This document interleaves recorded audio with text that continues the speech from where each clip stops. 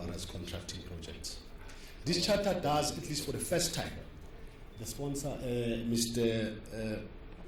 Musa Shangase from Korobik, will be interested to know that for the first time this charter defines the scope of application clearly with no uncertain terms unambiguously. Compared to the previous charter, this charter makes it the point and clearly defined that all construction material suppliers, your Korobriks, your Lafarges, your PPC cements, and all those who supply construction material will now be defined in terms of this charter.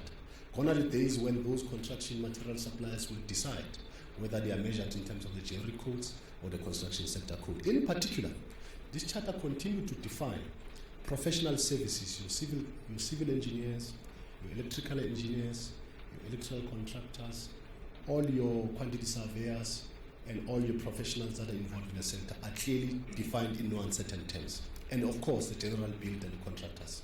And it sets specific targets for all those categories in a manner that is agreed upon by the representatives who were agreeing on this charter.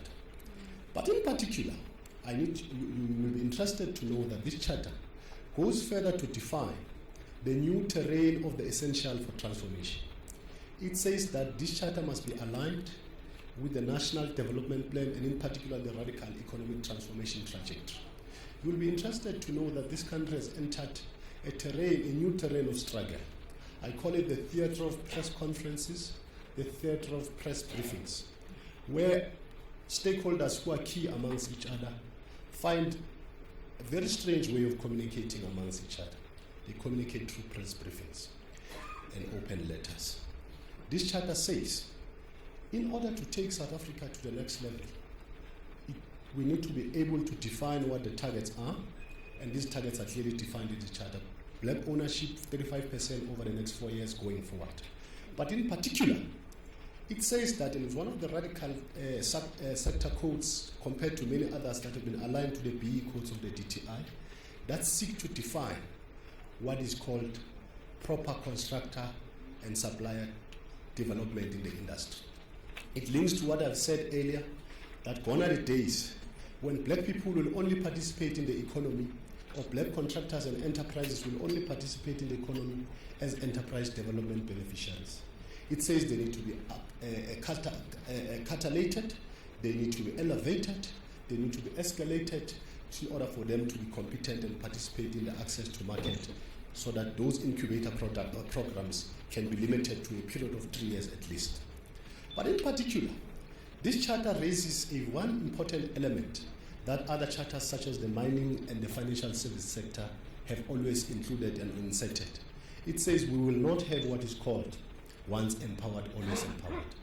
It moves from the premises that departs from a principle that says, if a white-owned established company enters into a BE transaction and those BE shareholders, for some reason or another, decide to leave or exit that shareholding structure, that white established company cannot perpetually retain ownership status. It has to work hard to replace these black owners or these black shareholders, because black ownership and black economic transformation must be a sustainable trajectory. It moves on to say, if you are a black, it's not, this charter moves from the premise at least that says, it's not enough to be black. We have seen in many institutions that people are appointed as executive or non-executive directors in companies, and they become satisfied and content with the fact that they are black. This charter interrogates and investigates even further the role of black shareholders and directors in various companies. To say being black is not enough, you need to be black and direct the particular activities and empowerment programs of that company towards the beneficiaries, which are broad-based economic beneficiaries, namely black women, black youth, black people with disability. So one of the things of walking around with a share certificate and behaving that we are black shareholder in a company, you need to do more than that. Ladies and gentlemen, I think it's important that we will start to interrogate the concept of being black in the context of transformation. Is it really enough to be black? The answer is a resounding no. You would recall that in 2009, the then Minister of Human Settlement, Tokyo Sikwale, announced the demolition of about 40,000 RDP units at the cost of 1.3 billion to the states.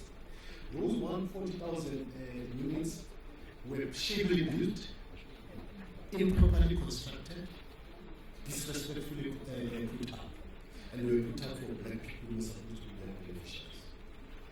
And those 40,000 RDP units were contracted by black contractors.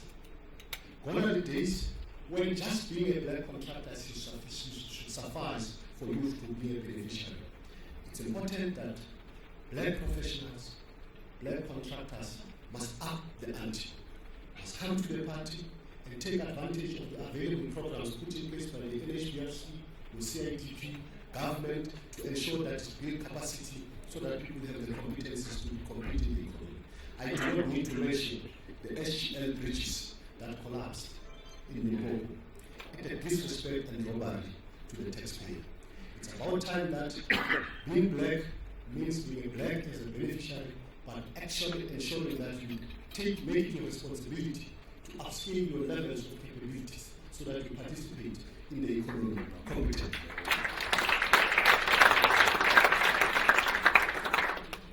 Ladies and gentlemen, you will be interested to know that one of the biggest things that this charter seeks to achieve is a radical measurement of and eradication of what is called frontier. One of the biggest enemies of transformation and economic empowerment is not white resistance. One of the biggest enemies of economic transformation and empowerment is tokenism and frontier. Now, fronting manifests itself in various ways. There's direct fronting, which is highly unethical and disrespectful, where the elder, the ignorant, are copied into the director's book of the companies and told that their shareholders behest to their knowledge. That's understandable. The BE Commission is set up with the DTI to deal with those parts of fronting. But there's a painful fronting that hurts me the most, a deliberate and willing participating fronting, where black people who are lazy, black people who should be participating in the economy, volunteer themselves as shareholders and don't do anything that is competently technical. All they do, they draw revenue without participating and gaining the necessary expertise. They prefer to go and buy boats, they prefer to go and buy farms, and they don't participate in the actual value chain in the economy. And yet, the government continues to spend billions of rands in allocating work to these small contractors and think that black people are involved in the participation in the value chain, and yet those people are nowhere to find. It is this type of fronting that all of us as the various associations representing emerging sectors must unite to fight, because it is a fronting that is misleading, it is a fronting that is delusionary, it is a fronting that is dishonest. It makes us think that we own the economy when in fact we just pass by us in the economy. It is a fronting that we must commit ourselves and our resources to eradicate and get rid of. It is that type of fronting that underlines the impact and progress of transformation in this country that as the CSCC we've committed our resources to get rid of. As I close, I'd like to leave you with a message. The message that says, and I know Mr. Motsoaledi will respond to this, and I welcome the opportunity to engage as a country, that we need to look at ourselves in the mirror. That as black emerging contractors wanting to participate aggressively in the economy, why should we make it easy for those who doubt us to question our capabilities? Why don't we seize the moment presented by democracy? It's either to go to school, it's either to go to capacity building mechanisms, it's either to aggressively advance our competence and knowledge to claim our space in the economy in a rightful manner.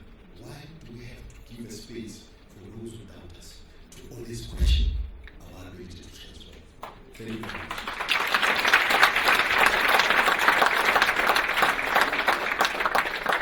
Mr. Masombuka, thank you so much for those powerful words that you shared. You know, as a young person who's very passionate about young people progressing in this country, who's very passionate about education in this country, it's inspiring to see our leaders.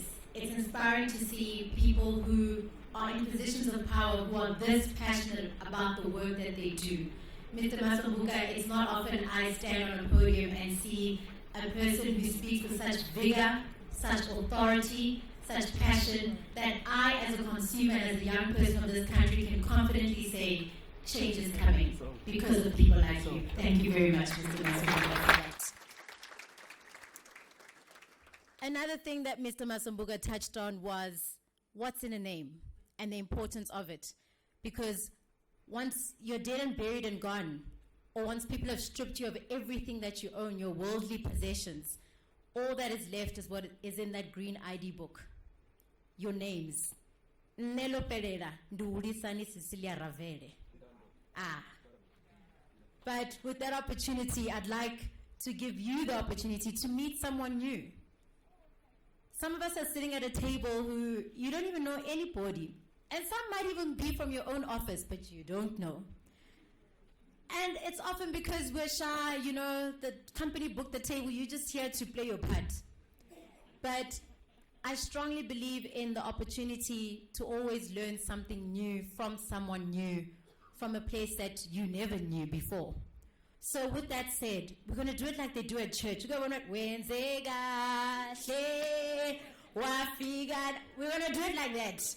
I'd like you to just within the proximity of your table, you know, just that side, meet someone new, introduce yourself to someone new, let them know who you are, where you're from, and what it is that you do.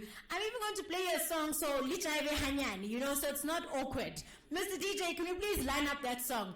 Just for 2 minutes, Nyana. And I'm going to be watching, guys. If you don't want to meet someone new, that's when I'm going to then ask you to come to the podium so you can introduce yourself to everybody.